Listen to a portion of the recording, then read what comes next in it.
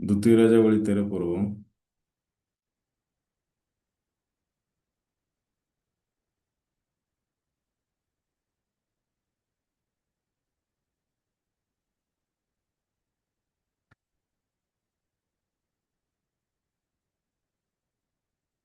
14 ପଦରୁ ତଳକୁ ପଢିବା 25 ପଦ ଯାଏଁ। ଏଲିସାଏ ଯେଉଁ ପୀଡ଼ାରେ ମଲେ ସେହି ପୀଡ଼ାରେ ପୀଡ଼ିତ ହୁଅନ୍ତେ ଇସ୍ରାଏଲ ରାଜା ଜୋଆସ ତାଙ୍କ ନିକଟକୁ ଆସି ତାଙ୍କ ଉପରେ ରୋଦନ କରି କହିଲେ, ହେ ଆମ୍ଭ ପିତ ହୋ, ହେ ଆମ୍ଭ ପିତ ହୋ, ହେ ଇସ୍ରାଏଲ ରଥ ଓ ତହିଁର ଅଶ୍ୱାରୋହୀ ଗଣ। ଏଥିରେ ଏଲିସାଏ ତାଙ୍କୁ କହିଲେ, ଧନୁ ଓ ତୀର ଧର। ତହୁଁ ସେ ଧନୁ ଓ ତୀର ଧରିଲେ। ତେବେ ଏଲିସାଏ ଇସ୍ରାଏଲ ରାଜାଙ୍କୁ କହିଲେ, ଧନୁ ଉପରେ ତୁମ୍ଭ ହସ୍ତ ଦିଅ। ତହୁଁ ସେ ତହିଁ ଉପରେ ତାହା ଦେଲେ। ସେତେବେଳେ ଏଲିସାଏ ରାଜାଙ୍କ ହସ୍ତ ଉପରେ ଆପଣା ହସ୍ତ ରଖିଲେ। ଆଉ ସେ କହିଲେ, ପୂର୍ବ ଆଡ଼େ ଝରକା ଫିଟାଇ ଫିଟାଅ। ତହିଁରେ ସେ ତାହା ଫିଟାଇଲେ। ତେବେ ଏଲିସାଏ କହିଲେ, ତୀର ମାର। ତହିଁରେ ସେ ତୀର ମାରିଲେ। ଏଥିରେ ଏଲିସାଏ କହିଲେ, ସଦାପ୍ରଭୁଙ୍କର ଜୟ ତୀର, ଅରାମର ବିପକ୍ଷ ଜୟ ତୀର, କାରଣ ତୁମ୍ଭେ ଅଫେକର ଅରାଇମାନଙ୍କୁ ନିଃଶେଷ କରିବା ପର୍ଯ୍ୟନ୍ତ ସେମାନଙ୍କ ସଂହାର କରିବ। ଆହୁରି ସେ କହିଲେ, ତୀର ସବୁ ନିଅ। ତହିଁରେ ସେ ତାହା ସବୁ ନେଲେ। ତହୁଁ ସେ ଇସ୍ରାଏଲ ରାଜାଙ୍କୁ କହିଲେ, ଭୂମିକୁ ଆଘାତ କର। ତହିଁରେ ସେ 3 ଥର ଆଘାତ କରି ନିବୃତ୍ତ ହେଲେ। ଏଥିରେ ପରମେଶ୍ୱରଙ୍କ ଲୋକ ତାଙ୍କ ପ୍ରତି କ୍ରୋଧ ହୋଇ କହିଲେ, ତୁମେ ତ 5 କି 6 ଥର ଆଘାତ କରିଥାନ୍ତ। ତାହା କରିଥିଲେ ତୁମେ ଅରାମକୁ ନିଃଶେଷ କରିବା ପର୍ଯ୍ୟନ୍ତ ଆଘାତ କରିଥାନ୍ତ। ମାତ୍ର ଏବେ ତୁମ୍ଭେ କେବଳ 3 ଥର ଅରାମକୁ ଆଘାତ କରିବ। ଅନନ୍ତର ଏଲିସାଏ ମରନ୍ତେ ଲୋକମାନେ ତାଙ୍କୁ କବର ଦେଲେ। ସେତେବେଳେ ମୋଆବୀୟ ଲୁଟକାରୀ ଦଳ ବର୍ଷର ଆରମ୍ଭରେ ଶେଷ ଆକ୍ରମଣ କଲେ। ସେ ସମୟରେ ଲୋକମାନେ ଜଣେ ମନୁଷ୍ୟକୁ କବର ଦେବା ବେଳେ ଏପରି ଘଟିଲା ଯେ, ଦେଖ, ସେମାନେ ଏକ ଲୁଟକାରୀ ଦଳକୁ ଦୂରକୁ ଦେଖିଲେ। ତହିଁରେ ସେମାନେ ସେହି ମନୁଷ୍ୟକୁ ଏଲିସାଏଙ୍କର କବରରେ ପକାଇ ଦିଅନ୍ତେ। ସେ ମନୁଷ୍ୟ ଏଲିସାଏଙ୍କର ଅସ୍ଥି ସ୍ପର୍ଶ କରିବା ମାତ୍ରେ ସଜୀବ ହୋଇ ଆପଣା ଚରଣରେ ଠିଆ ହେଲା। ଜିହୋଆଶଙ୍କର ଅଧିକାରର ସମସ୍ତ କାଳ ଅରାମର ରାଜା ହୋସାଏଲ ଇସ୍ରାଏଲ ପ୍ରତି ଉପଦ୍ରବ କଲା। ମାତ୍ର ସଦାକୁ ଅବ୍ରାମ, ଇସାକ ଓ ଯାକୋବଙ୍କ ସହିତ ଆପଣାକୃତ ନିୟମ ସକାଶୁ ସେମାନଙ୍କ ପ୍ରତି ଅନୁଗ୍ରହ କଲେ ଓ ସେମାନଙ୍କ ଉପରେ ଦୟା ବହି ସେମାନଙ୍କ ପ୍ରତି ସୁଦୃଷ୍ଟି କଲେ। ଆଉ ସେମାନଙ୍କୁ ବିନାଶ କରିବାକୁ ଅସମର୍ଥ ହେଲେ ଓ ଏପର୍ଯ୍ୟନ୍ତ ଆପଣା ଛାମୁରୁ ସେମାନଙ୍କୁ ଦୂର କଲେ ନାହିଁ। ଏଉତାରେ ଅରାମର ରାଜା ହୋସାଏଲ ମଲା। ତହୁଁ ତାହାର ପୁତ୍ର ବିନ୍ହଦଦ ତାହାର ପଦରେ ରାଜ୍ୟ କଲା। ପୁଣି ଜୋଆସଙ୍କର ପିତା ଜିହୋଆଶଙ୍କ ଠାରୁ ହୋସାଏଲ ଯେ ନଗର ଯୁଦ୍ଧରେ ନେଇଥିଲା, ସେହି ସକଳ ନଗର ଜିହୋଆଶଙ୍କ ପୁତ୍ର ଜୋଆସ ହୋସାଏଲର ପୁତ୍ର ବିନୋଦତ ଠାରୁ ପୁନର୍ବାର ନେଲେ। ଜୋଆସ ତାହାଙ୍କୁ 3 ଥର ଆଘାତ କରି ଇସ୍ରାଏଲ ସହିତ ସକଳ ନଗର ପୁନର୍ବାର ନେଲେ। ସମସ୍ତଙ୍କୁ ଗୁଡ୍ ମର୍ଣ୍ଣିଂ। ଆଉ ସମସ୍ତେ ଆସନ୍ତୁ ଟିକେ ସାମ୍ନାକୁ। ଆମେ ଯେତେବେଳେ କିଛି ଗୋଟେ କାର୍ଯ୍ୟ କରୁଛୁ ଆଉ ଆମମାନଙ୍କ ଜୀବନରେ ଅଧିକାଂଶ ସମୟରେ ଆମେ ନିଜର ଚିନ୍ତାଧାରା ସବୁଥିରେ ଧରା ଯାଇଥାଉ। ଆଉ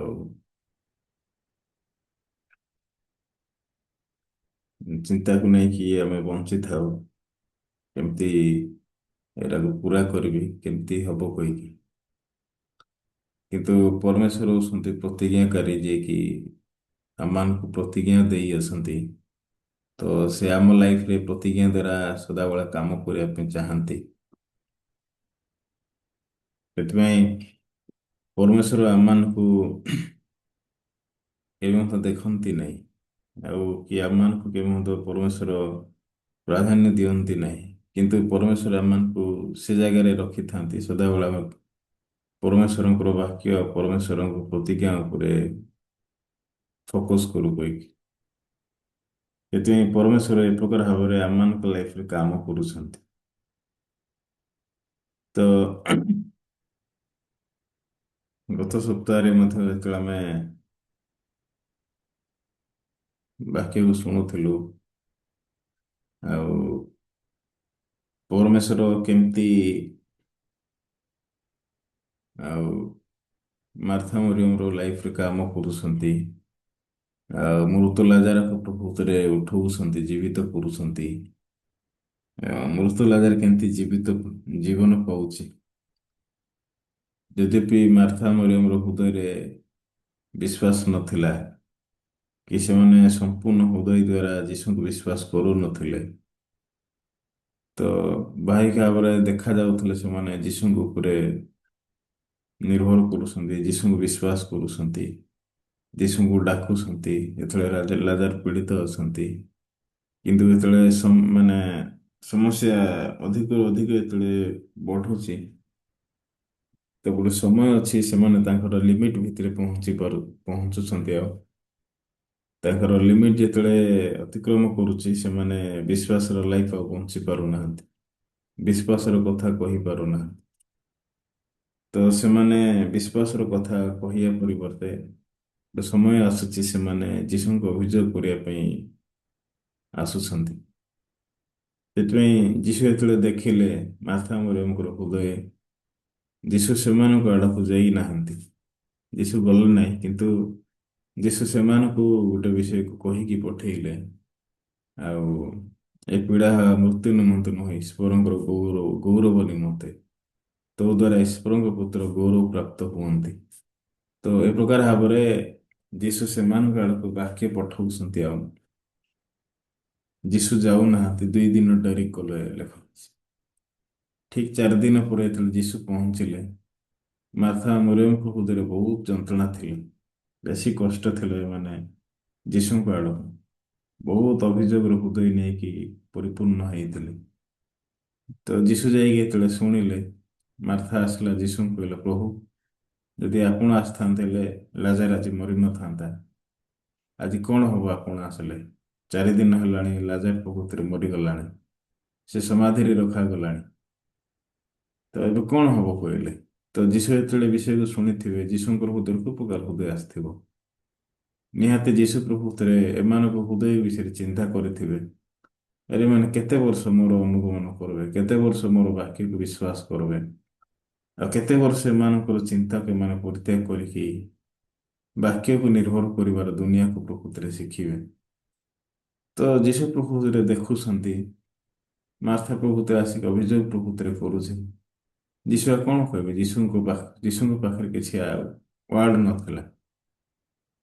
ସେଥିପାଇଁ ଯୀଶୁ ପ୍ରକୃତିରେ କହିଲେ, ଲାଜାରକୁ କୋଉ ଜାଗାରେ ରଖା ହେଇଛି? ସେ ସମୟରେ ଯେତେବେଳେ ଦେଖିଲେ ଲାଜାର ବିଷୟରେ ବାକ୍ୟ ଲେଖା ହେଇଛି, ଟିକେ ଆମେ ଯଦି ଦେଖିବା ଜନ ପୁସ୍ତକ 11 ପର୍ବର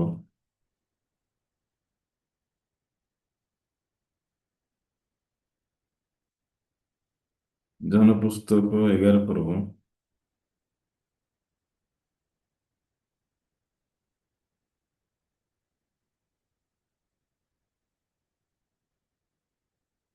38 ପଦରୁ ଦେଖିବା।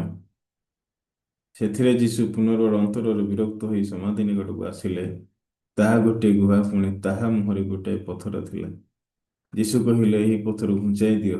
ମୃତ ମୃତ ମୃତ ବ୍ୟକ୍ତିଙ୍କ ଭଗିନୀ ମାର୍ଥା ତାଙ୍କୁ କହିଲେ, ପ୍ରଭୁ ସେ ଭାସିଗଲାଣି, କାରଣ ସେ 4 ଦିନ ହେଲା ମଲାଣି।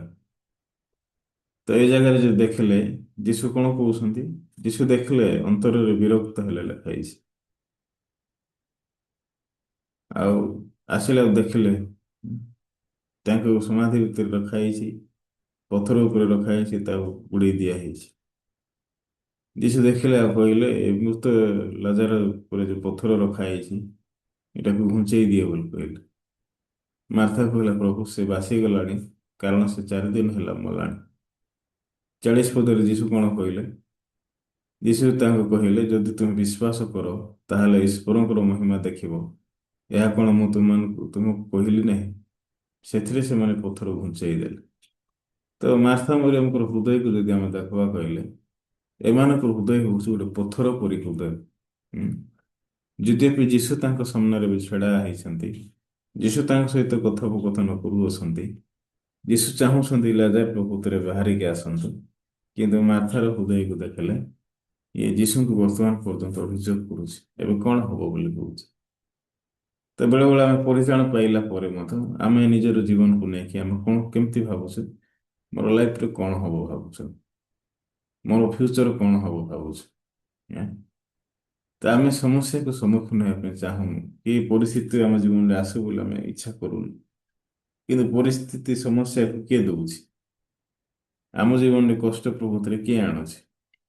ବେଳେବେଳେ ଆମେ ପ୍ରକୃତିରେ ପରିତ୍ରାଣ ପାଇଲା ପରେ ଆରାମରେ ଜୀବନ ବଞ୍ଚେଇବା ପାଇଁ ଚାହୁଁଛୁ, ଆରାମରେ ଲାଇଫ ବଞ୍ଚେଇବା ପାଇଁ ଚାହୁଁଛୁ, ଉଁ, ଆରାମରେ ସବୁ କିଛି ପାଇବା ପାଇଁ ଚାହୁଁଛୁ, କିଛି ବି କଷ୍ଟ ନ ଆସୁ, କିଛି ବି ସମସ୍ୟା ନ ଆସୁ, ଆଉ କିଛି ବି ମୋ ଜୀବନରେ ନ ଘଟୁ, ମୁଁ ଯେମିତି ଆରାମସେ ଯୋଉ ଯେତିକିରେ ଅଛି ସେତିକିରେ ପ୍ରକୃତିରେ ଚଳିବି, ଆମେ ସେମିତି ପ୍ରକୃତିରେ ଭାବୁଛୁ।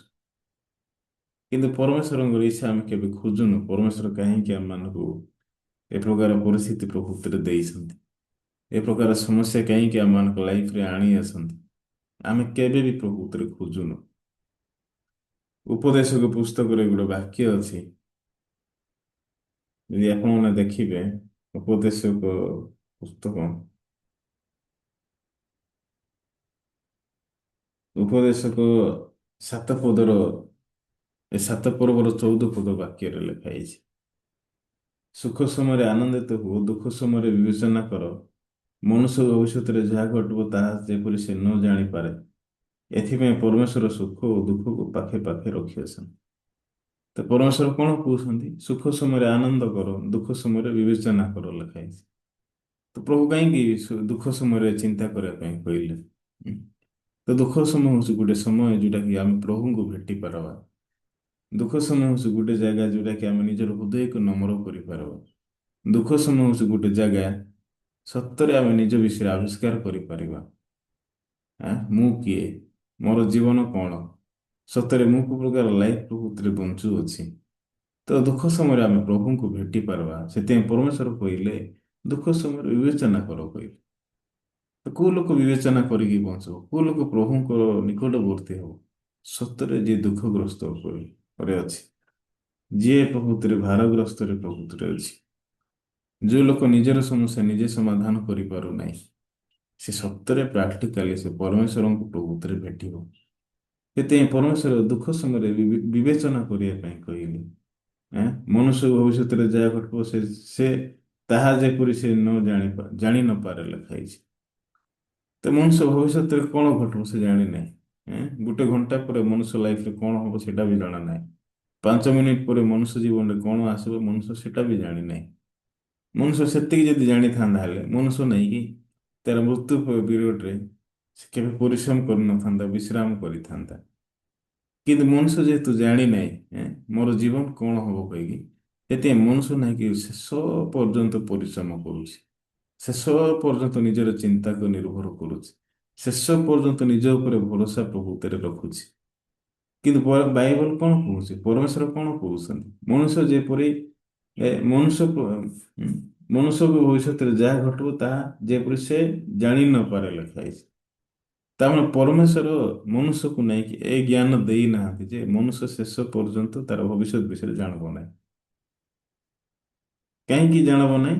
ଯେହେତୁ ମନୁଷ୍ୟ ପାଖରେ ଜ୍ଞାନ ନାହିଁ କି ବୁଦ୍ଧି ନାହିଁ। ସେଥିପାଇଁ ପରମେଶ୍ୱର କଣ କହିଲେ? ଏଥିପାଇଁ ପରମେଶ୍ୱର ସୁଖ ଦୁଃଖ ପାଖେ ପାଖେ ରଖିଅଛନ୍ତି। ମନୁଷ୍ୟ ପାଇଁ ଦୁଃଖ ବି ରଖିଛନ୍ତି, ସୁଖ ବି ରଖିଛନ୍ତି। ସେଥିପାଇଁ ମନୁଷ୍ୟ ଯଦି ଦେଖିବ, ମନୁଷ୍ୟ କଣ ଜାଣବ? ଆରେ ମୁଁ କିଛି ଜାଣିବି ନାହିଁ। ପରମେଶ୍ୱର ମତେ ଆଜି ଦେଖାଉଛନ୍ତି ଯେ ସତରେ ମୁଁ ମୋ ପାଖରେ କିଛି ଜ୍ଞାନ ପ୍ରକୃତରେ ନାହିଁ। ମୋର ଫ୍ୟୁଚର ବିଷୟରେ ମତେ ଜଣା ନାହିଁ। ତ ଲୋକମାନେ ଏ ପ୍ରକାର ଭାବରେ ପ୍ରଭୁଙ୍କ ଆଡକୁ ଫେରିବେ। ସେଥିପାଇଁ ପରମେଶ୍ୱର ଲୋକମାନଙ୍କ ଲାଇଫରେ ଏ ପ୍ରକାର ଭାବରେ କାମ କରିବା ପାଇଁ ଚାହାନ୍ତି, ଏ ପ୍ରକାର ଦୁନିଆ ସେମାନଙ୍କୁ ଦେଖାଇବା ପାଇଁ ଚାହାନ୍ତି। କିନ୍ତୁ ଲୋକ କେମିତି ବଞ୍ଚିବା ପାଇଁ ଚାହୁଁଛନ୍ତି? ସମସ୍ୟାକୁ ନ ଆସୁ, ପରିସ୍ଥିତି ନ ଆସୁ, ଆଁ, କଷ୍ଟ ନ ଆସୁ, ଆଉ ଅଭାବକୁ ସାମ୍ନା ନ କରୁ। ମଣିଷ ନାଇଁ କି ବୋଝଗ୍ରସ୍ତ ହେବା ପାଇଁ ଚାହୁଁନାହିଁ। କିନ୍ତୁ ପରମେଶ୍ୱର କଣ କହୁଛନ୍ତି? ମୁଁ ତମ ପାଖରେ ଦିଟା ବିଷୟ ରଖିଛି, ଗୋଟେ ସୁଖ ଆଉ ଗୋଟେ ହଉଛି ଦୁଃଖ। ତ ସୁଖ ସମୟରେ ଆନନ୍ଦ କର, ଦୁଃଖ ସମୟରେ ବିବେଚନା କର କହୁଛନ୍ତି। ତ ବିବେଚନା ମାନେ ତମେ ଚିନ୍ତା କର, ହୁଁ, ନିଜ ଲାଇଫ ବିଷୟରେ। ବାଇବଲ ଲେଖା ହେଇଛି ତମେ ଭୋଜିକୁ ଯିବା ପରିବର୍ତ୍ତେ ବିଳାପ ଗୃହକୁ ଯାଅ, ତେବେ ତମେ ନିଜ ବିଷୟରେ ଚିନ୍ତା କରିପାରିବ ଲେଖା ହେଇଛି। ତ ପରମେଶ୍ୱର କାହିଁକି ବିଳାପ ଘରକୁ ପଠେଇଲେ? ହଁ, କୋଉ ଲୋକ କାନ୍ଦିବେ? ଯୋଉ ଲୋକ ଘରେ ମରଣ ହେଇଥିବ, ଯୋଉ ଲୋକମାନେ ପ୍ରକୃତରେ ନିରାଶା, ହତାଶା, କଷ୍ଟରେ ପ୍ରକୃତରେ ଥିବେ, ସେମାନଙ୍କ ହୃଦୟ ଭିତରେ କଷ୍ଟ ଥିବ, ଯନ୍ତ୍ରଣା ଥିବ। ସେଥିପାଇଁ ପରମେଶ୍ୱର କହିଲେ ସେମାନଙ୍କ ଗୃହକୁ ଗଲ ଯାଅ, ସେଟା ହଉଛି ଅତି ଅଧିକ ଭଲ ବୋଲି କହିଲେ। ହୁଁ। ପରମେଶ୍ୱର ଆମକୁ ନେଇ କେବେ ମଧ୍ୟ ଆରାମଦାୟକ ଜାଗାରେ ରଖିନାହାନ୍ତି। ହୁଁ। ଆମେ ଯେମିତି କଷ୍ଟ ପାଇବୁ, ଆମେ ଯେମିତି ଯନ୍ତ୍ରଣା ପାଇବୁ, ସେମିତିକା ଜାଗା ପରମେଶ୍ୱର ଆମମାନଙ୍କୁ ଦେଇଛନ୍ତି। ଚିନ୍ତା କରନ୍ତୁ, ପରମେଶ୍ୱର ଯେତେବେଳେ ଇସ୍ରାଏଲ ଲୋକମାନଙ୍କୁ ବାହାର କରିକି ଆଣିଲେ ମିଶ୍ର ଦେଶରୁ, ପରମେଶ୍ୱର ଚାହିଁଥିଲେ 40 ଦିନ ସେମାନଙ୍କୁ କଢ଼େଇକି ନେଇଥାନ୍ତେ ନା ନେଇନଥାନ୍ତେ? କିନ୍ତୁ ପରମେଶ୍ୱର କାହିଁକି 40 ବର୍ଷ ଲଗେଇଲେ? ଆଁ? ପରମେଶ୍ୱର କାହିଁକି ସେମାନଙ୍କୁ 40 ବର୍ଷ ପ୍ରକୃତିରେ ମରୁପ୍ରାନ୍ତରରେ ଚଲେଇଲେ? କୋଉ କାରଣ ପାଇଁ? ତା ମାନେ ପରମେଶ୍ୱର କଣ ନିର୍ଦ୍ଦୟୀ ଅଟନ୍ତି କି? ପରମେଶ୍ୱରଙ୍କ ପାଖରେ କଣ ଦୟା ନାହିଁ କି? ଆଁ? ନା ପରମେଶ୍ୱର ସେମାନଙ୍କୁ ମାରିବା ପାଇଁ ଚାହୁଁଥିଲେ? ନା ପରମେଶ୍ୱର ସେମାନଙ୍କୁ ଚାହୁଁଥିଲା ଯେ ତମେ ଦାସ କର୍ମ କରୁଛ, ତମେ ମରିଯିବା ଦରକାର। ସେଥିପାଇଁ ତମକୁ ମରୁପ୍ରାନ୍ତରରେ ଯାତ୍ରା କରିବାର ଅଛି, ଯୋଉ ଜାଗାରେ ଗଛ ନାହିଁ, କିଛି ନାହିଁ, ପାଣି ନାହିଁ, ଖାଇବାଟା ବି ନାହିଁ, କୌଣସି ବିଷୟ ପ୍ରକୃତିରେ ଦିଆଯିବ ନାହିଁ। ପ୍ରଭୁଙ୍କର ହୃଦୟ କଣ ସେ ପ୍ରକାର ଅଛି କି? ନାଇଁ। ପରମେଶ୍ୱର ଆକ୍ଚୁଆଲି ଚାହୁଁଛନ୍ତି ସମସ୍ତ ଇସ୍ରାଏଲ ଲୋକମାନେ ଆଶୀର୍ବାଦ ପାଆନ୍ତୁ, ସମସ୍ତେ କିଣାନ ଦେଶରେ ପ୍ରକୃତିରେ ବାସ କରନ୍ତୁ। ଏଇଟା ହଉଛି ପ୍ରଭୁଙ୍କର ପ୍ରତିଜ୍ଞା। ସେଥିପାଇଁ ପରମେଶ୍ୱର ସେ ପ୍ରତିଜ୍ଞାକୁ ଦେଖିବା ପାଇଁ ଚାହୁଁଛନ୍ତି ମରୁପ୍ରାନ୍ତରରେ। ସେଥିପାଇଁ 40 ଦିନର ରାସ୍ତାକୁ 40 ବର୍ଷ ସେମାନେ ତାଙ୍କୁ ଚଲାଉଛନ୍ତି ବକ୍ର ପଥରେ। ବକ୍ର ପଥ ମାନେ ବୁଲାନ୍ତି। ଉଁ। ସେଥିପାଇଁ ପରମେଶ୍ୱର ଏ ପ୍ରକାର ଭାବରେ ସେମାନଙ୍କ ଲାଇଫରେ କାମ କରୁଛନ୍ତି। ସେଥିପାଇଁ ପରିତ୍ରାଣ ଆମ ଲାଇଫରେ ପରିତ୍ରାଣ ପାଇଲା ପରେ ମଧ୍ୟ ପରମେଶ୍ୱର ଆମମାନଙ୍କ ଲାଇଫରେ କେବେ ମଧ୍ୟ ସିଧାସଳଖ ଗୋଟେ ବିଷୟରେ କାମ କରୁନାହାନ୍ତି। ପରମେଶ୍ୱର ଗୋଟେ ସମୟକୁ ଦଉଛନ୍ତି। ପରମେଶ୍ୱର ମୁଁ ସେତିକି ସମୟ ଭିତରେ କାମ କରିବି କହିକି। ସେଥିପାଇଁ ଆଜି ଯୌନ ପୁସ୍ତକ 11 ପର୍ବ ବିଷୟରେ ମଧ୍ୟ ଆମେ ଦେଖିବାକୁ କହିଲେ ଯୀଶୁ ଆସିକି ସିଧାସଳଖ କାମ କରିପାରିଥାନ୍ତେ ଲାଜାର ବିଷୟରେ। ଯୀଶୁ ଆସିକି ସିଧାସଳଖ ସୁସ୍ଥ କରିପାରିଥାନ୍ତେ। ସମାଧିରେ ରଖାଯିବା ପୂର୍ବରୁ ଯୀଶୁ ଲାଜାର ବିଷୟରେ ପୂର୍ବରୁ କାମ କରିଥାନ୍ତେ। କିନ୍ତୁ ଲାଜାର ବିଷୟରେ କାହିଁକି ପୂର୍ବରୁ ଯୀଶୁ କାମ କଲେ ନାହିଁ? କୋଉ କାରଣ ପାଇଁ ଲାଜାରକୁ ପ୍ରକୃତିରେ ପୂର୍ବରୁ ଯୀଶୁ ପ୍ରକୃତିରେ ସୁସ୍ଥ କଲେ ନାହିଁ? କୋଉ କାରଣ ପାଇଁ? ମାର୍ଥା ମରିୟମ ଏଇଟା ବୁଝୁନାହାନ୍ତି। ଏଁ? କାହିଁକି? ସେମାନେ କେବେ ମଧ୍ୟ ଯୀଶୁଙ୍କର ହୃଦୟ କଣ ସେମାନେ କେବେ ବି ଚିନ୍ତା ବି ଥରେ ବି କରୁନାହାନ୍ତି। ସେଥିପାଇଁ ଆମେ ପରିତ୍ରାଣ ପାଇଲା ପରେ ଆମେ ହଉଛୁ ଜଣେ ଲୋକ, ଆମେ ବି ନିଜ ଲାଇଫ ବିଷୟରେ କେବେ ବି ଥରେ ବି ଚିନ୍ତା କରୁନୁ, କି ବାକ୍ୟ ପ୍ରତି କେବେ ବି ଥରେ ଥରେ ମଧ୍ୟ ଚିନ୍ତା କରୁନୁ, ପରମେଶ୍ୱରଙ୍କ ହୃଦୟ କଣ ଥରେ ବି ଚିନ୍ତା କରୁନୁ। ସେଥିପାଇଁ ଏମିତି ହିଁ ଆମେ ପ୍ରକୃତରେ ସବୁ କିଛି ହାସଲ କରିବା ପାଇଁ ଚାହୁଁଛୁ, ସହଜରେ ସବୁ କିଛି ହଉ ବୋଲି। ଏ ଦୁନିଆରେ ନାହିଁ କି ସବୁ କିଛି ସହଜରେ କେବେ ହବ ନାହିଁ। ଦୁନିଆରେ ସମସ୍ତ ବିଷୟରେ କଷ୍ଟ ଅଛି। ପରିତ୍ରାଣ ପାଇକି ଚର୍ଚ୍ଚରେ ଆସିଲେ ବଞ୍ଚିଲେ ମଧ୍ୟ କଷ୍ଟ ଅଛି। ଦୁନିଆରେ ତମେ ପାଠ ପଢା ସରିଲା ପରେ ଯେତେବେଳେ ଜବ୍ ଲାଇନରେ ଯିବ ସେତେବେଳେ ମଧ୍ୟ ବହୁତ କଷ୍ଟ ଅଛି। ଯେକୌଣସି କ୍ଷେତ୍ରକୁ ଆପଣମାନେ ଯାଆନ୍ତୁ ନା କାହିଁକି, ଦୁନିଆରେ ସବୁ ଜାଗାରେ କଷ୍ଟ ଅଛି। କାହିଁକି? ପରମେଶ୍ୱର ଆଶୀର୍ବାଦ ଏ ପ୍ରକାର ଦେଇଛନ୍ତି। ମନୁଷ୍ୟ ଯେତେବେଳେ ପାପ କଲା, ଆଦାମ ଯେତେବେଳେ ପାପ କଲେ, ପରମେଶ୍ୱର କଣ କହିଲେ? ମୁଖରୁ ଝାଳ ମୁଖରୁ ଉଁ, ମୁଖରୁ କଣ ମୁଣ୍ଡରୁ ମୁଖ ପର୍ଯ୍ୟନ୍ତ ଝାଳ ନ ବୋହିଲେ ତମେ ବଞ୍ଚିପାରିବ ନାହିଁ। ଏ ପ୍ରକାର ଗୋଟେ ପ୍ରତିଜ୍ଞା ଅଛି। ଟିକେ ଆମେ ମାନେ ଦେଖିବା ଆଦି ପୁସ୍ତକ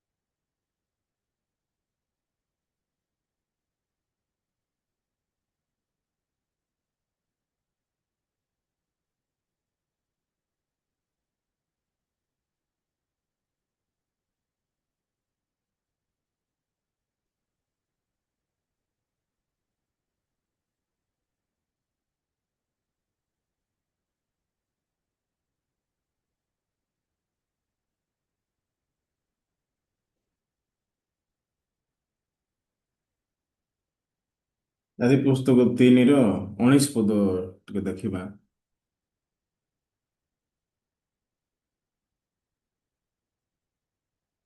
ତୁମ୍ଭେ ଯେ ମୃତ୍ତିକାରେ ଗୃହୀତ ହେଲ ତହିଁର 9 ମସିହା ପର୍ଯ୍ୟନ୍ତ ମୁଖର ଝାଳରେ ଆହାର କରିବ, ଯେହେତୁ ତୁମ୍ଭେ ଧୂଳି ଓ ଧୂଳିରେ ପୁନର୍ବାର ମିଶିଯିବ।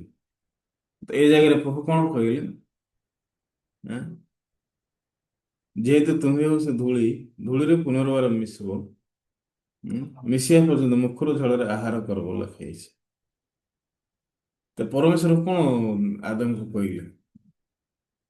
ପରମେଶ୍ୱର ଆଦମକୁ ଗୋଟେ ବିଷୟ କହୁଛନ୍ତି ଯେ ତମେ ଯୋଉ ପର୍ଯ୍ୟନ୍ତ ମୁଖରୁ ଝାଳ ବାହାରେ ନାହିଁ ସେତେ ପର୍ଯ୍ୟନ୍ତ ତମେ ଆହାର କରିପାରିବନି, ମାନେ ଖାଇପାରିବ ନାହିଁ। ତ ପରମେଶ୍ୱର ଆଦମକୁ ଏ ପ୍ରକାର ବାକ୍ୟ ଦଉଛନ୍ତି। ସେଥିପାଇଁ ପରମେଶ୍ୱର ମନୁଷ୍ୟ ଲାଇଫରେ ସହଜରେ ସବୁ କିଛି ଦଉନାହାନ୍ତି। କାହିଁକି? କୋଉ କାରଣ ପାଇଁ ସହଜରେ ସବୁ କିଛି ଦଉନାହାନ୍ତି? କିନ୍ତୁ ପ୍ରଭୁ ନେଇକି ଦେଖିବା ପାଇଁ ଚାହୁଁଛନ୍ତି ମନୁଷ୍ୟ କେତେ ପରମେଶ୍ୱରଙ୍କ ଉପରେ ନିର୍ଭର କରୁଛି, ସତରେ ମନୁଷ୍ୟ କେତେ ବିଶ୍ୱାସ କରୁଛି ଏଇ ପରମେଶ୍ୱରଙ୍କ ଉପରେ। ସେଥିପାଇଁ ପରମେଶ୍ୱର ନେଇକି ସମସ୍ତ ବିଷୟକୁ ପରୀକ୍ଷା କରୁଛନ୍ତି। ସେଥିପାଇଁ ପରମେଶ୍ୱର କହିଲେ ମୁଁ ତମ ପାଖରେ ସୁଖ ରଖିଛି ଆଉ ଦୁଃଖ ରଖିଛି। ସୁଖ ସମୟରେ ଆନନ୍ଦ କର, ଦୁଃଖ ସମୟ ବିବେଚନା କର। କେତେ ଲୋକ ଯେତେବେଳେ ଦେଖିବେ, ଲୋକ କିଛି ଚିନ୍ତା କରୁନାହାନ୍ତି, ଲୋକ କିଛି ମାନେ ପ୍ରଭୁଙ୍କୁ ଭେଟିବା ପାଇଁ ଚାହୁଁନାହାନ୍ତି। ଉଁ, ସେଥିପାଇଁ ପରମେଶ୍ୱର କହିଲେ ଯୋହନ ପୁସ୍ତକ 3 ପର୍ବରେ 3ର 27 ପଦରେ ଯଦି ଆପଣ ଦେଖିବେ, ସେ ଜାଗାରେ କଣ ଲେଖା ହେଇଛି? ଯୋହନ ଉତ୍ତର ଦେଲେ, ସ୍ୱର୍ଗରୁ ପ୍ରଦତ୍ତ ନହେଲେ ମନୁଷ୍ୟ କିଛି ପ୍ରାପ୍ତ ହୋଇପାରେ ନାହିଁ। ତ এই ଜାଗାରେ ମତେ ସମାନ କଥା ଯୋହନ କହିଲେ, ସ୍ୱର୍ଗରୁ ଯଦି ପ୍ରଦତ୍ତ ହବ ନାହିଁ, ମନୁଷ୍ୟ କିଛି କରିପାରିବ ନାହିଁ ଲେଖା ହେଇଛି। ସେଥିପାଇଁ ଆମକୁ ସବୁ ଜାଗାରେ ଅନୁଗ୍ରହ ଦରକାର ଅଛି। ଜଗତରେ ବଞ୍ଚିଲା ବେଳକୁ, ପରିବାର ବଞ୍ଚିଲା ବେଳକୁ, ନିଜର ପିଲା ଛୁଆ ବିଷୟରେ, ନିଜର ଆତ୍ମିକ ଜୀବନ ବିଷୟରେ, ଆଁ, ସବୁ ବିଷୟରେ ଅନୁଗ୍ରହ ଦରକାର ଅଛି। ପ୍ରଭୁ କହିଲେ ସ୍ୱର୍ଗରୁ ଯଦି ପ୍ରଦତ୍ତ ହବ ନାହିଁ, ମନୁଷ୍ୟ କିଛି କରିପାରିବ ନାହିଁ। ସେଥିପାଇଁ ସତରେ ମତେ କିଏ ଅନୁଗ୍ରହ ଦେବାର ଅଛି? ଆଁ?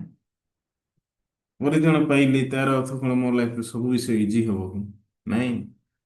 ପରିତ୍ରାଣ ପାଇଲି ୟାର ଅର୍ଥ କଣ ମୁଁ ଇଜି ଲାଇଫ ଭିତରେ ବଞ୍ଚି ପାରିବି କି? ସହଜରେ ସବୁ କିଛି ମୋ ଲାଇଫରେ ହବ କି? ନାଇଁ। ସମସ୍ତଙ୍କ ପାଇଁ ପରମେଶ୍ୱର ନାହିଁ କିଛି ନା କିଛି କଷ୍ଟକୁ ପ୍ରଭୁ ଭିତରେ ରଖି ଆସନ୍ତି। କିନ୍ତୁ କଷ୍ଟ କାହିଁକି, ଏ ସମସ୍ୟା କାହିଁକି ରଖି ଆସନ୍ତି ଜାଣନ୍ତି କି? ଆମେ ଯେମିତି ପ୍ରଭୁଙ୍କୁ ଭେଟୁ ଭୂତ ଦ୍ୱାରା, ଆମେ ଯେମିତି ପ୍ରଭୁଙ୍କ ପାଖକୁ ଛିଡା ହବୁ। ସେଥିପାଇଁ ପରମେଶ୍ୱର ଆମ ଜୀବନ ଠାରୁ କିଛି ଅଲଗା କରୁଛନ୍ତି, କିଛି ପ୍ରକୃତିରେ ଆମ ଜୀବନରେ କଷ୍ଟ ଦେଉଛନ୍ତି। ଆମଠାରୁ ଯେତେବେଳେ ଆମେ ଯେତେବେଳେ ଯାହା ଉପରେ ଅଧିକ ଡିପେଣ୍ଡେଣ୍ଟ ହେଇକି ବଞ୍ଚୁଛୁ, ଯେତେବେଳେ ପରମେଶ୍ୱର ସେ ବିଷୟ ଆମ ଜୀବନରେ ଅଲଗା କରୁଛନ୍ତି, ଆମକୁ ବହୁତ କଷ୍ଟ ପ୍ରକୃତିରେ ଲାଗୁଛି। ପରମେଶ୍ୱର କାହିଁକି ଏଇଟା, କଣ ପାଇଁ ଏଇଟା, ଏମିତି କାହିଁକି ମୋ ଲାଇଫରେ ଆସିଲା ବୋଲି ଆମେ ଚିନ୍ତା କରୁଛୁ। କିନ୍ତୁ ଆମେ କେବେ ମଧ୍ୟ ଚିନ୍ତା କରୁନୁ କି ପ୍ରଭୁ ଏଟା କାହିଁକି ମୋ ଠାରୁ ଅଲଗା କରିବା ପାଇଁ ଚାହୁଁଛନ୍ତି। ପରମେଶ୍ୱର ମତେ ଏ ଜାଗାରୁ କାହିଁକି ପ୍ରକୃତିରେ ଦୂରକୁ ନେଇକି ଯାଉଛନ୍ତି। ଉଁ? ତ ଆମେ କେବେ ବି ଚିନ୍ତା କରୁନୁ। ସତରେ ମୁଁ ଦିନେ ମା ବାପାଙ୍କ ଉପରେ ବହୁତ ନିର୍ଭର କରୁଥିଲି। ଯେତେବେଳେ ମୋର ବାପା ମା ଥିଲେ 2006 ମସିହା ପର୍ଯ୍ୟନ୍ତ, ସେ ସବୁ ପର୍ଯ୍ୟନ୍ତ ମୁଁ ବହୁତ ନିର୍ଭର କରୁଥିଲି ମୋର ମାଙ୍କ ଉପରେ। 2002 ପର୍ଯ୍ୟନ୍ତ ମୋ ବାପାଙ୍କ ଉପରେ ନିର୍ଭର କରୁଥିଲି। କିନ୍ତୁ ଦିନେ ପରମେଶ୍ୱର ମୁଁ ଯୋଉ ଯାହା ଉପରେ ନିର୍ଭର କରୁଛି ସମସ୍ତଙ୍କୁ ମୋ ଠାରୁ ଅଲଗା କଲି। ମୋ ହୃଦୟରେ ବହୁତ ଅଭିଯୋଗ ଆସିଲା, ପ୍ରଭୁ କାହିଁକି ମୋ ଠାରୁ ମୋ ଜୀବନରେ ଏ ପ୍ରକାର କାମ କରୁଛ? ମୁଁ କାହିଁକି ଏତେ ସାନ ବେଳୁ ଏତେ କଷ୍ଟ ପାଇବା ଦରକାର? ଏତେ କଷ୍ଟ କାହିଁକି ଏବେ ସାନ ବେଳୁ ପ୍ରଭୃତିରେ କରିବା ଦରକାର? ମୁଁ ଏମିତି ଚିନ୍ତା କରୁଥିଲି।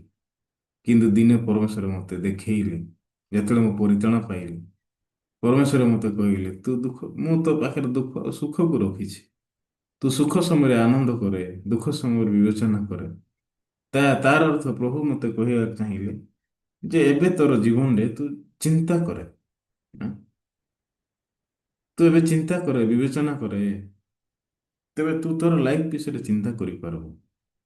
ତୋର ଆତ୍ମା ବିଷୟରେ ତୁ ଚିନ୍ତା କରିପାରିବୁ। ତୋର ଖାଲି ଶରୀର ପ୍ରକୃତିରେ ଅଛି ତାହା ନାହିଁ, ତୋର ଗୋଟେ ଆତ୍ମା ମଧ୍ୟ ଅଛି। ସେଥିପାଇଁ ମୁଁ ସେ ସମୟରେ ମୋର ଆତ୍ମା ପାଇଁ ଚିନ୍ତା କରିବାକୁ ଆରମ୍ଭ କଲି। ସେତେବେଳେ ମୁଁ ବାକ୍ୟ ଆଡ଼କୁ ଫେରି ପାରିଲି। ପରମେଶ୍ୱର ମୋତେ ଗୋଟେ ବିଷୟକୁ ଶିଖେଇଲେ, ତୁ କେବେ ନିଜେ ନିଜେ ଖୁସି ହେଇପାରିବୁ ନାହିଁ।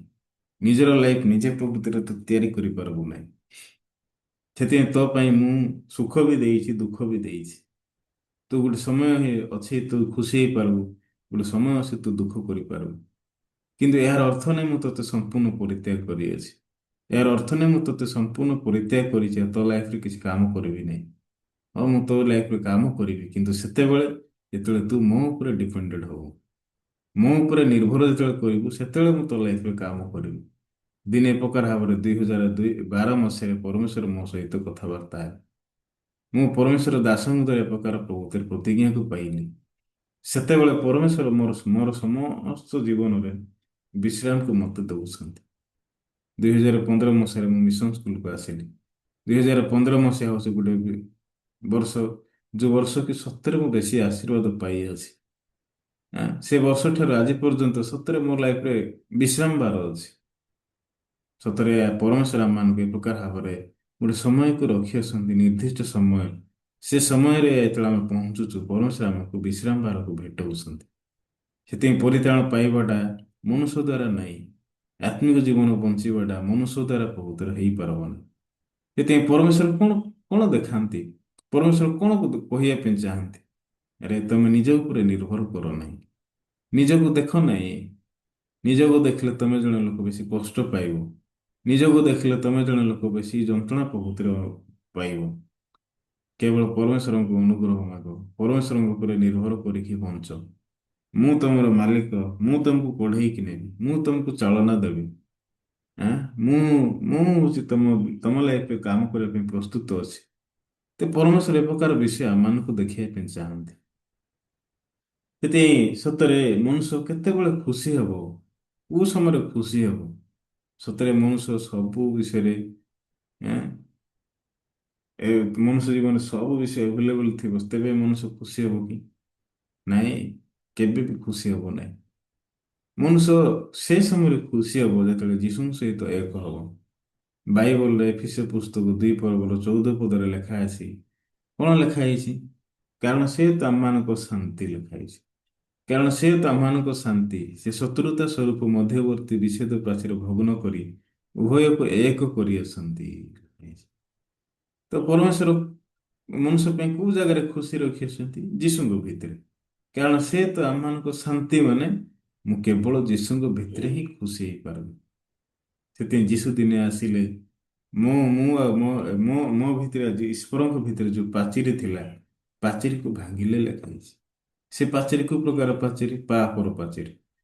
ମୋ ଭିତରେ ପରମେଶ୍ୱରଙ୍କ ସହିତ ସମ୍ପର୍କ ନ କରିପାରୁଥିବାର ବିଷୟ ହେଉଛି ମନୁଷ୍ୟ ଭିତରେ ଥିବା ପାପ। ସେଥିପାଇଁ ମନୁଷ୍ୟ ଜଗତରେ ଖୁସି ନ ହେଇପାରିବାର ଗୋଟେ କାରଣ, ମନୁଷ୍ୟ ଭିତରେ ପାପ ପରିପୂର୍ଣ୍ଣ ହେଇକି ଅଛି। ସେଥିପାଇଁ ମନୁଷ୍ୟ ଯେତେବେଳେ ପାପରୁ ପୃଥକ ହବ, ମନୁଷ୍ୟ ଯେତେବେଳେ ପାପରୁ ପ୍ରଭୁତ୍ୱରେ ପଳାୟନ କରିବ, ମନୁଷ୍ୟ ଜୀବନରେ ପାପ ଶେଷ ହେଇଯିବ, ସତରେ ମନୁଷ୍ୟ ଏ ପୃଥିବୀରେ ରିଏଲି ଖୁସିକୁ ଆବିଷ୍କାର କରିବ। ସେ ସମୟରେ ମନୁଷ୍ୟ ପ୍ରଭୁତ୍ୱରେ ଏ ଜଗତରେ କୌଣସି ଅଭିଳାଷ ପଛରେ ଧାଇଁବ ନାହିଁ।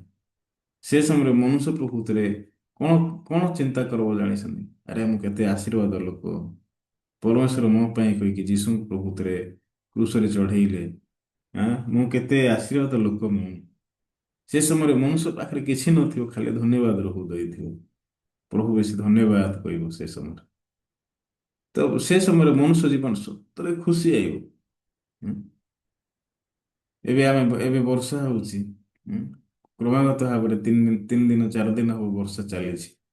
ତ ମନୁଷ୍ୟ କେମିତି ଚିନ୍ତା କରୁଥିବ ବର୍ଷା ସମୟରେ? ବର୍ଷା ଖାଲି ବର୍ଷା ହଉଛି, କୁଆଡେ ଯାଇ ହଉନି। ମନୁଷ୍ୟ ପାଇଁ ନାହିଁ କି କୌଣସି ସିଜନ ପ୍ରକୃତିରେ ଭଲ ନାହିଁ। ମନୁଷ୍ୟ ନା ଶୀତ ଅଧିକ ହେଲେ ଖୁସି ହଉଛି, ନା ବର୍ଷା ଅଧିକ ହେଲେ ଖୁସି ହଉଛି, ନା ଅଧିକ ଖରା ହେଲେ ଖୁସି ହଉଛି।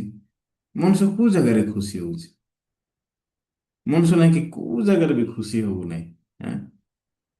ଲୋକମାନେ ଏବେ ଚାଷୀ, ବିଶେଷ କରି ଚାଷୀମାନେ ତାଙ୍କ ଲାଇଫରେ ବେଶୀ କଷ୍ଟ ପାଉଛନ୍ତି। କାହିଁକି? ଆରେ ପରମେଶ୍ୱର କାହିଁକି ଏତେ ବର୍ଷା କରୁଛନ୍ତି? ଆମେ ମାନେ ମଞ୍ଜି ବୁଣିବାର ଅଛି, ଉଁ, ଧାନ ବୁଣିବାର ଅଛି, ଚାଷ ପାଇଁ ଜମି ପ୍ରସ୍ତୁତ କରିବାର ଅଛି। ଯଦି ସୁଯୋଗ ଯଦି ମିଳିବ ନାହିଁ, ଏମିତି ହିଁ ଯଦି ସମୟ ଅତିବାହିତ ହେବ ହେଲେ ଆମେ କେମିତି ଚାଷ କରିବୁ? ଚାଷୀ ବହୁତ ବ୍ୟସ୍ତ ହଉଛି। କିନ୍ତୁ ଏ ବର୍ଷାକୁ ଦେବା ଲୋକ କିଏ? ଆଁ? ଏ ମୌସୁମୀକୁ ପ୍ରଭୁତରେ ଆଣିବା ଲୋକ କିଏ? ବର୍ଷା କ୍ରମାଗତ ଭାବରେ ହଉ ବୋଲି କିଏ ପ୍ରଭୁତରେ ଇଚ୍ଛା କରୁଛି? ପରମେଶ୍ୱର ଇଚ୍ଛା କରୁଛନ୍ତି। ଆଁ? ସେଥିପାଇଁ ଆମେ ପରମେଶ୍ୱରଙ୍କ ଭିତରେ ଖୁସି ହେବାର ଶିଖିଲେ ଆମେ ପ୍ରତ୍ୟେକ ମୁହୂର୍ତ୍ତରେ ଖୁସି ହେଇପାରୁ। ପ୍ରତ୍ୟେକ ମୁହୂର୍ତ୍ତରେ ଧନ୍ୟବାଦ ହେଇପାରୁ। ଯଦି ମୋ ପ୍ରତି ଯଦି ଅନ୍ୟ ଜଣେ ଯଦି ମାନେ ଅନ୍ୟାୟର କାମ କରୁଛନ୍ତି, ମୋ ଜୀବନରେ କ୍ଷତି କରିବାର କାମ ଯଦି କରୁଛନ୍ତି, ତେ ମୁଁ ଖାଲି ସେ ଲୋକକୁ ଦେଖିବା ଦରକାର ନାହିଁ। ସେ ଲୋକ ଭିତରେ ମୁଁ ଈଶ୍ୱରଙ୍କୁ ଦେଖିବା ଦରକାର ଯେ ହଁ ପରମେଶ୍ୱର ମୋତେ ଏ ଲୋକ ଦ୍ୱାରା ମୋତେ କହିବା ପାଇଁ ଚାହୁଁଛନ୍ତି ଯେ ଏ ଲୋକ ପ୍ରତି ମୁଁ ଡିପେଣ୍ଡେଣ୍ଟ ହେବା ଦରକାର ନାହିଁ। ହଁ ମୋର ଏ ପ୍ରକାର ଦୁନିଆ ଅଛି। ପରମେଶ୍ୱର ଆଜି ଦେଖାଉଛନ୍ତି ଯେ ମୁଁ ସତରେ ପରମେଶ୍ୱରଙ୍କୁ ପରିତ୍ୟାଗ କରିଅଛି। ସତରେ ମୁଁ ପରମେଶ୍ୱରଙ୍କ ଉପରେ ନିର୍ଭର କରୁନାହିଁ। ସତରେ ଆମେ ସେତେବେଳେ ପ୍ରଭୁଙ୍କୁ ଅନେଇ ପାରିବୁ ଯୋଉ ସମୟରେ ଆମେ ନିଜ ବିଷୟରେ ଆବିଷ୍କାର କରିବୁ। ନିଜ ବିଷୟରେ ଯେତେବେଳେ ପାଇବୁ ସେତେବେଳେ ଆମେ ଜାଣୁ ପ୍ରଭୁ କାହିଁକି ଆଦମକୁ ସୃଷ୍ଟି କଲା ପରେ କହିଲେ ଆଦମ ତିନି ପର୍ବର ଫଳ ଖାଇଲେ ପ୍ରଭୁଙ୍କଠାରୁ ପୃଥକ କଲେ। ଏଁ, ସେ ତିନି ପର୍ବର 19 ପଦରେ ପ୍ରଭୁ କହୁଛନ୍ତି ତୁମେ ଯେଉଁ ମୃତ୍ତିକାରେ ଗୃହୀତ ହେଲ ତହିଁରେ ନ ମିଶିବା ପର୍ଯ୍ୟନ୍ତ ମୁଖରୁ ଝାଳର ଆହାର କରବ ଯେହେତୁ ତୁମେ ଧୂଳି ଓ ଧୂଳିରେ ପୁନର୍ବାର ମିଶିବ ବୋଲି। ଏଁ, ତ ପ୍ରଭୁ କହିଲେ ତମେ ହଉଛ ଦୁର୍ବଳ।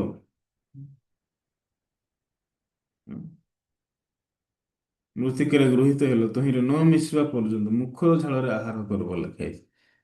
ତା ମାନେ ମୁଖରେ ପ୍ରକୃତରେ ଖାଲି ଝାଳ ବାହାର। ଯେତେ ମଣିଷ ଯେତେବେଳେ ହାର୍ଡ ପରିଶ୍ରମ କରୁଛି ମଣିଷ ବହୁତ ହାଲିଆ ହଉଛି। ଆଁ?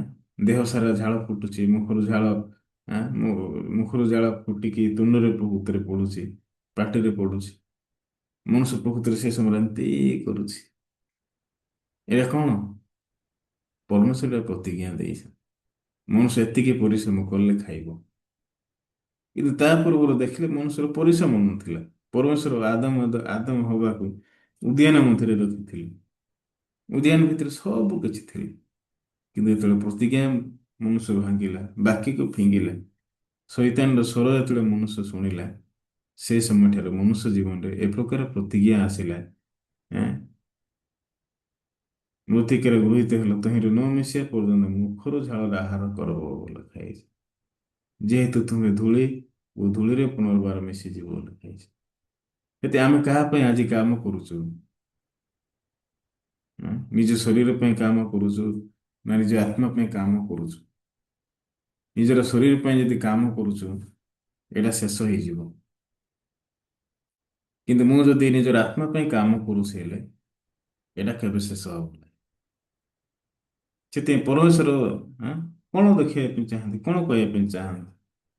ଆଜି ଆମେ ଯୋଉ ବାକ୍ୟ ପ୍ରଭୃତିରେ ପଢିଲୁ ଦ୍ୱିତୀୟ ରାଜାବଳୀ 13 ପର୍ବ, ଏ ବାକ୍ୟରେ ଯଦି ଆମେ ଦେଖିବା କହିଲେ ଏଲିଶା ପ୍ରଭୃତିରେ ଆସିଛନ୍ତି ମୃତ୍ୟୁ ପୂର୍ବରୁ ଜୟାସ ରାଜାଙ୍କ ପ୍ରଭୃତିରେ କଥା ହଉଛନ୍ତି। ଜୟାସ ଦିନେ ଗଲା ଆଉ ଏଲିଶାଙ୍କୁ ପ୍ରଭୃତିରେ ଦେଖିଲା ଆଉ କାନ୍ଦିଲା, ପିତ ହୋ ହେ ଆମ୍ଭ ପିତ ହୋ, ହେ ଆମ୍ଭ ପିତ ହୋ, ହେ ଇସ୍ରାଏଲ ରଥ ତହିଁର ଅଶ୍ୱାର ହେଇଗଣ ବୋଲି କହିଲେ। ଏଥିରେ ଏଲିଶା ତାଙ୍କୁ କହିଲେ ଧନୁ ଓ ତୀର ଧର। ତହୁଁ ସେ ଧନୁ ଓ ତୀର ଧରିଲେ। ତେବେ ଏଲିଶା ଇସ୍ରାଏଲ ରାଜାଙ୍କୁ କହିଲେ ଧନୁ ଉପରେ ତୁମ ହାତ ଦିଅ। ତହୁଁ ସେ ତହିଁ ଉପରେ ହାତ ଦେଲେ ସେତେବେଳେ ଏଲିଶା ତାହାଙ୍କ ହସ୍ତ ଉପରେ ଆପଣା ହସ୍ତ ରଖିଲେ।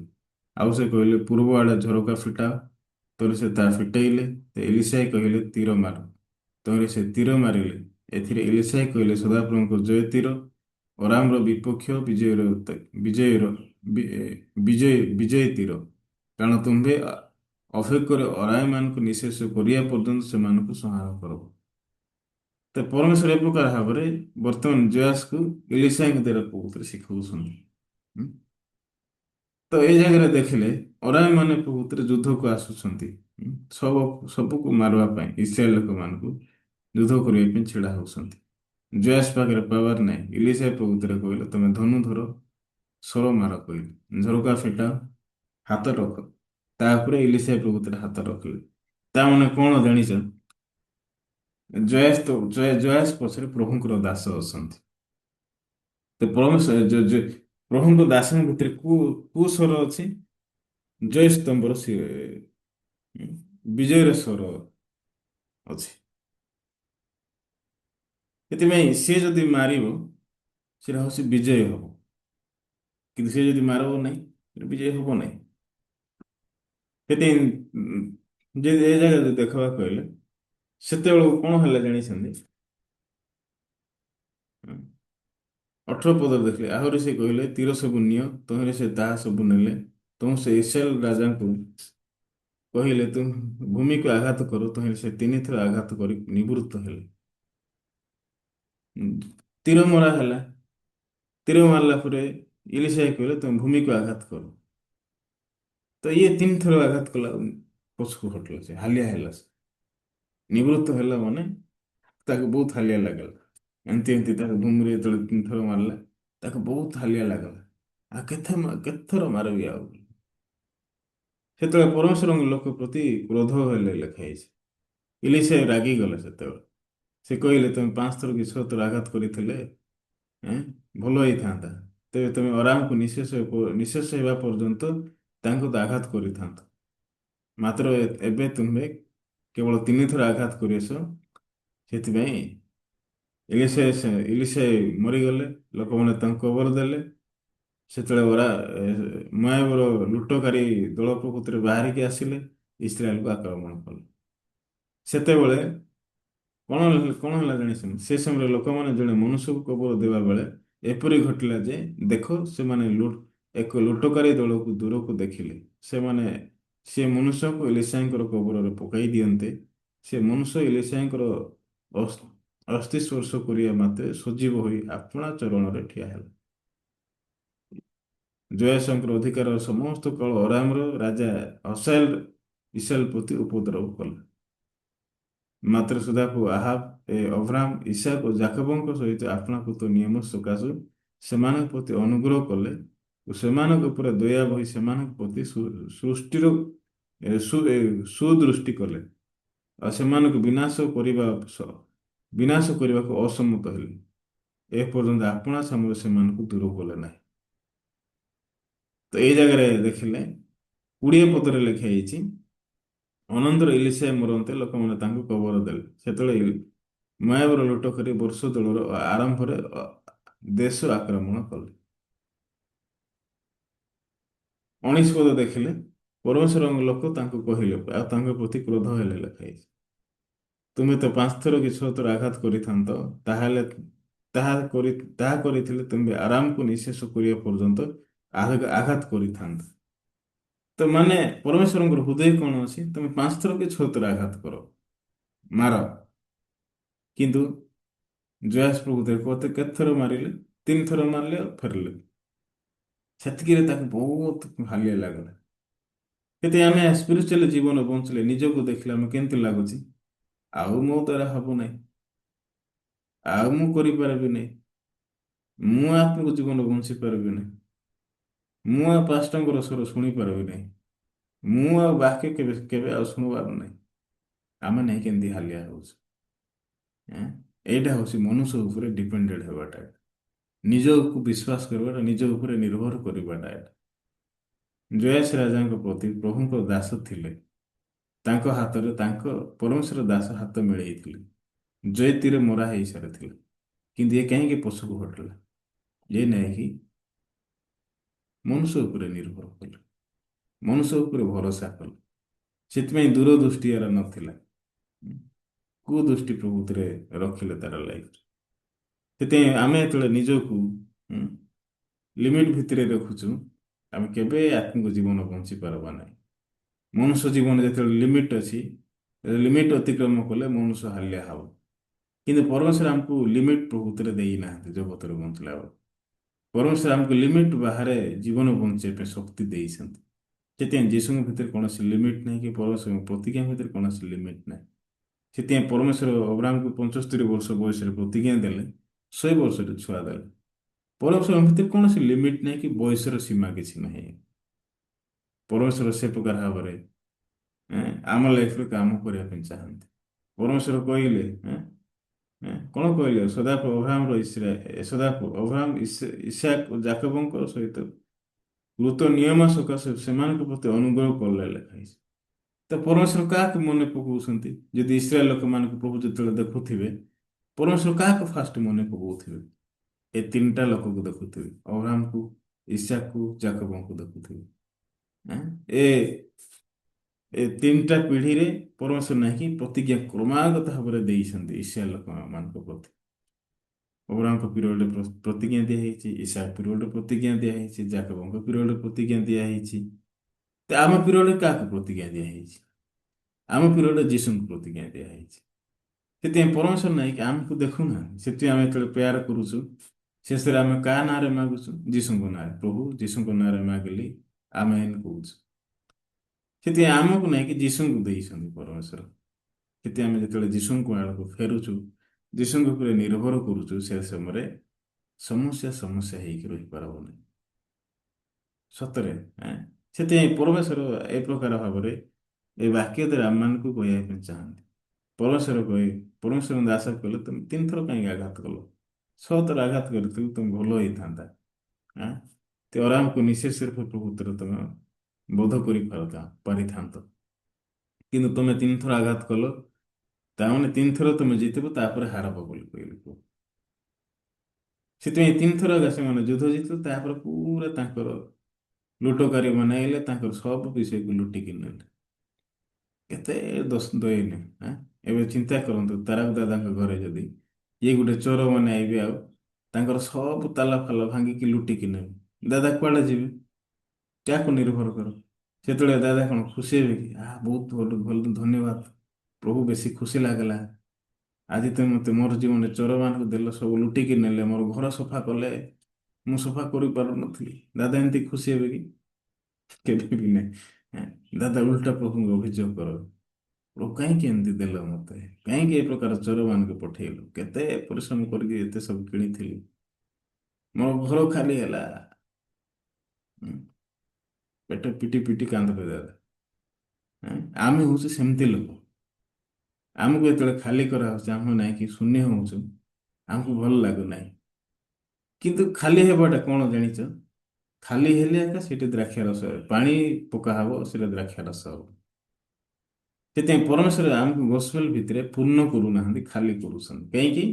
ଖାଲି ହେଲେ ଆଶୀର୍ବାଦ ଅଛି। ସେଥିପାଇଁ ଲୋକମାନେ ଏ ଦୁନିଆରେ ବହୁତ ଦରମା ପାଇକି ବଞ୍ଚୁବା ଲୋକ ଅଛନ୍ତି, ଲୋକମାନେ ବହୁତ କମ ଦରମା ପାଇକି ବଞ୍ଚୁବା ଲୋକମାନେ ଅଛନ୍ତି। କିନ୍ତୁ 2 ଜଣଙ୍କର ଲାଇଫକୁ ଚିନ୍ତା କର। ଯିଏ ବହୁତ ଟଙ୍କା ପାଉଛି, ସେ ମଧ୍ୟ ବହୁତ ଟଙ୍କା, ମାନେ ତାଙ୍କ ଜୀବନରେ ମଧ୍ୟ ବହୁତ କଷ୍ଟ ଥିବ, ବହୁତ ଅଭାବ ଥିବ।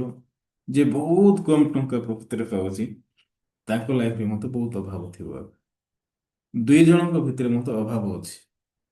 ମନୁଷ୍ୟ ନାହିଁ କେବେ ଖୁସି ହଉନି। କାହିଁକି? ମନୁଷ୍ୟ ନାହିଁକି କେବେ ଧନ୍ୟବାଦର ହୃଦୟ ନେଇକି ବଞ୍ଚୁ ନାହିଁ। ସେଥିପାଇଁ କିନ୍ତୁ କୋଉ ଲୋକ ଖୁସି ହବ? କିଏ ଆଶାରେ ବଞ୍ଚିବ?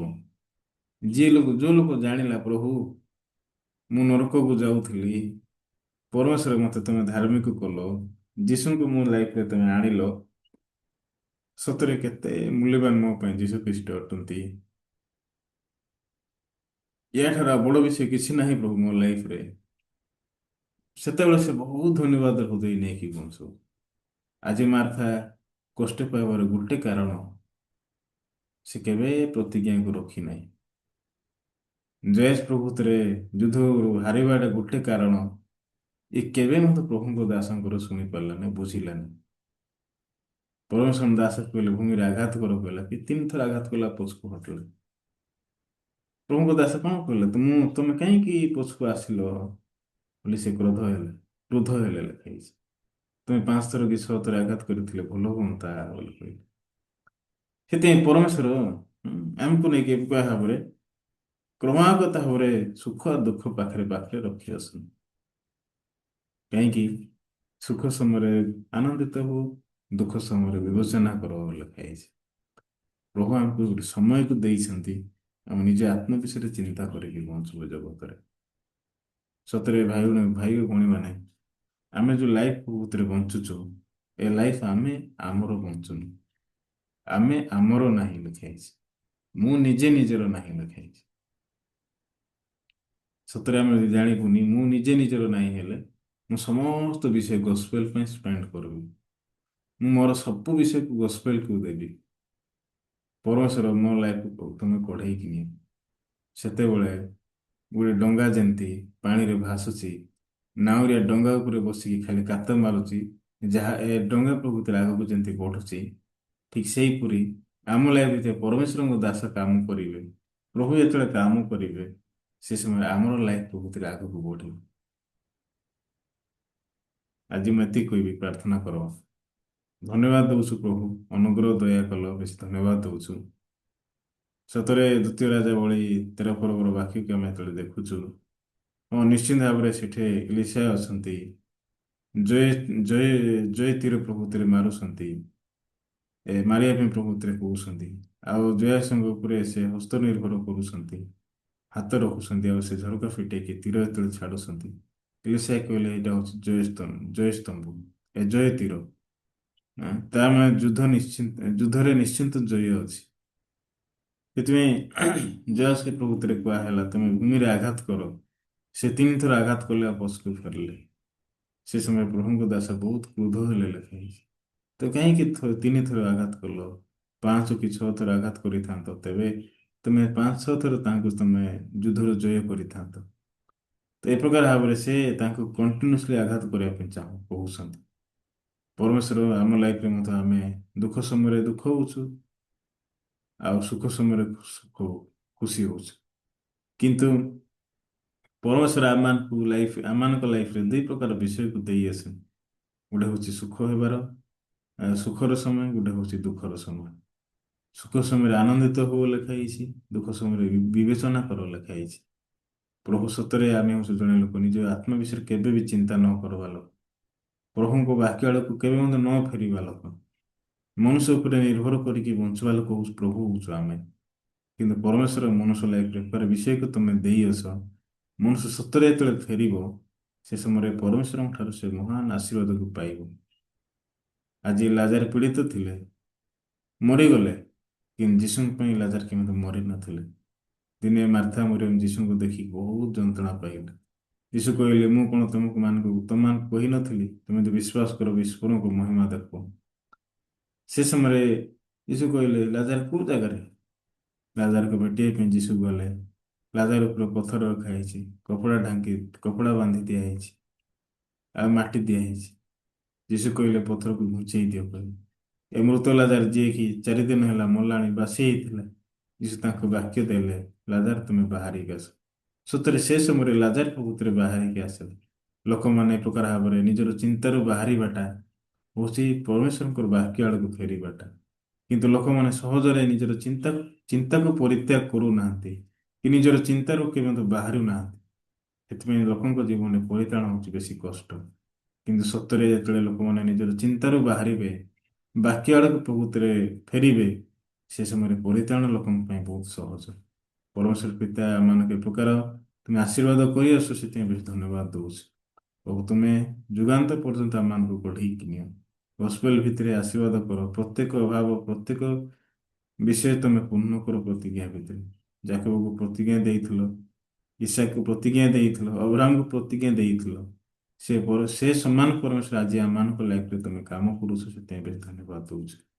ସମସ୍ତ ବିଷୟ ତମ ହସ୍ତରେ ସମର୍ପଣ କରୁଛୁ। ପ୍ରାର୍ଥନା ଶୁଣିଲ, ଧନ୍ୟବାଦ ଦେଇ ଯୀଶୁଙ୍କ ନାମରେ ମାଗିଲି, ଆମେନ୍।